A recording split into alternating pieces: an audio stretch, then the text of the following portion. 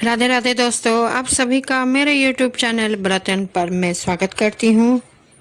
नारद जी बोले, हे कृपा के सिंधु। उसके बाद जागृत अवस्था को प्राप्त कर उस राजा दृढ़ धनवा का क्या हुआ, सो मुझसे कहिए, जिसके सुनने से पापों का नाश कहा गया है।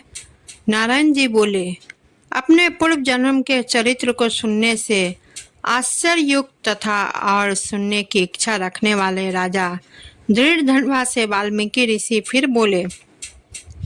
वाल्मीकि मुनि बोले, इस तरह स्त्री के मुख से शीतल वाणी को सुनकर सुदेव शर्मा धैर्य धारण कर हरि भगवान में चित्त को लगाता हुआ दीर्घ श्वास लेकर दिन मुख सुदेव शर्मा को जो होने वाला है वह होगा, यह मन में निश्चय कर पुष्प समिधा आदि के लिए बिना वन को गया।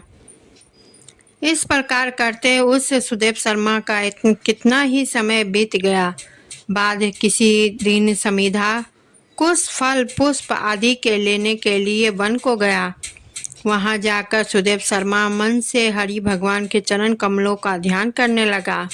उसी दिन उसका लड़का सुखदेव अपने मित्रों के साथ बावली को गया।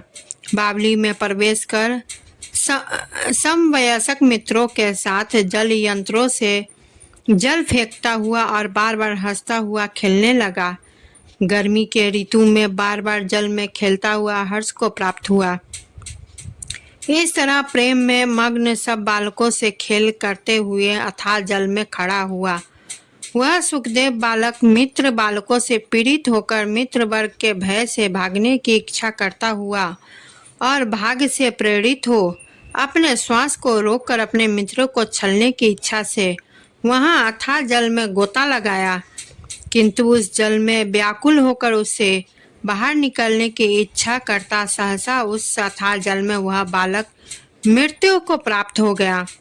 जल से निकलते हुए बालक को ना देखकर वे सब समवयस्क मित्र बालक चकित होकर हाहाकार करते हुए जोर से दौड़े और अत्यंत शोक से ग्रसित वह बालक उसकी माता गौतमी से जाकर बोले। उन बालकों के अत्यंत अप्रिय वज्रपात के समान वचन को सुनकर पुत्र में प्रेम करने वाली वह गौतमी तुरंत पृथ्वी पर गिर गई। उसी समय वन में सुदेव व शर्मा आया। पुत्र का मरण सुनकर कटे वृक्ष के समान पृथ्वी पर गिर गया। बाद दोनों इस ब्राह्मण स्त्री पुरुष उठकर बावली को गए। वहां जाकर मृत पुत्र का आलिंगन कर उसके शरीर को गोद में लेकर सुदेव शर्मा बारंबार पुत्र का मुख चूमने लगा। अपने गोद में स्थित मृत पुत्र को बार बार देखता हुआ रोता विलाप करता गदगद अक्षर से बोला। सुदेव शर्मा बोला, हे पुत्र, मेरे शोक को नाश करने वाले शीतल सुंदर और शुभ वचनों को बोलो। हे वत्स, मेरे मन को प्रसन्न करो। वृद्ध माता पिता को छोड़कर तुम जाने के योग्य नहीं हो। हे वत्स, वेद अध्ययन के लिए तुम्हारा श्रेष्ठ मित्र बुला रहा है और बड़े हर्ष से पढ़ने के लिए उपाध्याय तुमको बुला रहे हैं। हे पुत्र, शीघ्र उठो, इस समय क्यों सो रहे हो? तुमको छोड़कर घर नहीं जाऊंगा। घर में मेरा क्या काम है? तुम्हारे बिना इस समय मेरा घर शून्य जंगल के समान हो गया है। तुमको फल फूल प्रिय हो तो मेरे सामने से उठो, यदि नहीं उठोगे तो वन को भी नहीं जाऊंगा। वन में क्या काम है? मैंने कोई निंदित काम नहीं किया और ना ब्रह्म हत्या भी नहीं की। फिर किस कर्म के फल से मेरा पुत्र मर गया? ओहो ब्रह्मा, तुमने ऐसा करके कौन सा बड़ा फल प्राप्त किया?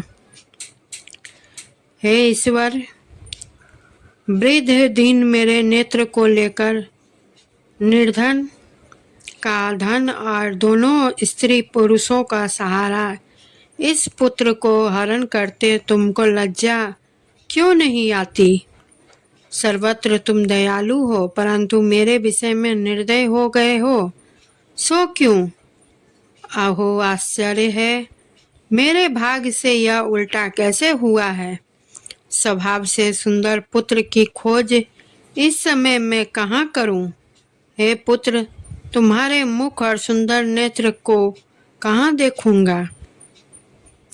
मेघ जल को बरसाता है, पृथ्वी धान्य को पैदा करती है, पर्वत रत्नों को और समुद्र मुक्तासार मणि को देते हैं, परंतु उस देश को नहीं देखता हूँ जहाँ मरा हुआ पुत्र मिलता हो,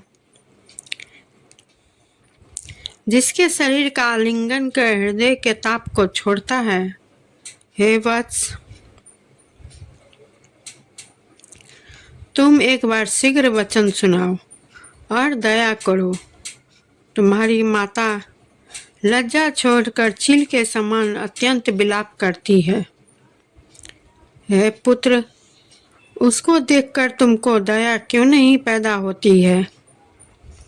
माता पिता की आज्ञा बिना तुम कभी भी कहीं नहीं गए।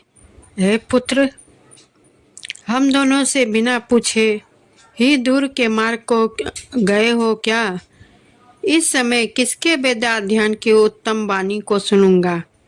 हे वत्स, आज तुम्हारे और तुम्हारे मनोहर मधुर वचन के स्मरण से मेरा हृदय 100 टुकड़ा नहीं हो रहा है, क्योंकि मेरा हृदय लोहे के समान है।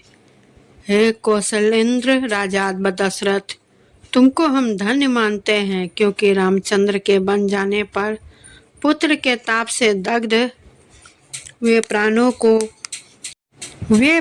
को नहीं रख सके, परंतु पुत्र के मर जाने पर भी जीवित रहने वाले मुझको धिक्कार है।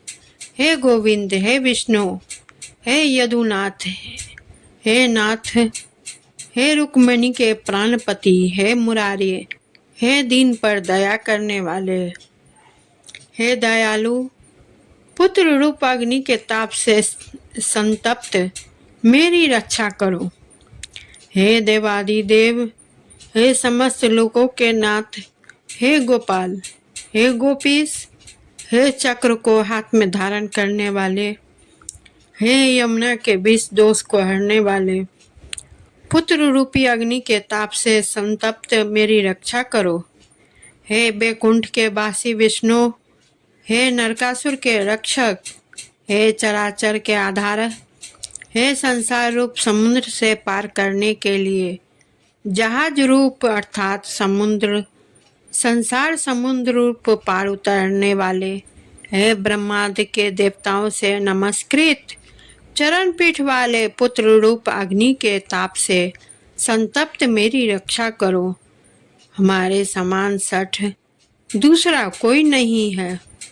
जो मैंने देवकी पुत्र श्री कृष्ण चंद्र के वचनों का उल्लंघन कर पुत्र में दुराशा की है, कौन अभागा पुरुष भाग्य में ना रहने वाली वस्तु को प्राप्त कर सकता है? दोस्तों, यह मार्मिक कथा बहुत ही मार्मिक है और आगे भी 18वां अध्याय भी बहुत मार्मिक होगी। तो आप सभी को मेरी यह कथा कैसी लगी कमेंट ज़रूर करें, वीडियो को लाइक शेयर करें, चैनल को सब्सक्राइब करें और बेल आइकन को क्लिक करना ना भूलें। और फिर मैं नई कथा के साथ उपस्थित होंगी, तब तक के लिए आज्ञा दीजिए। धन्यवाद।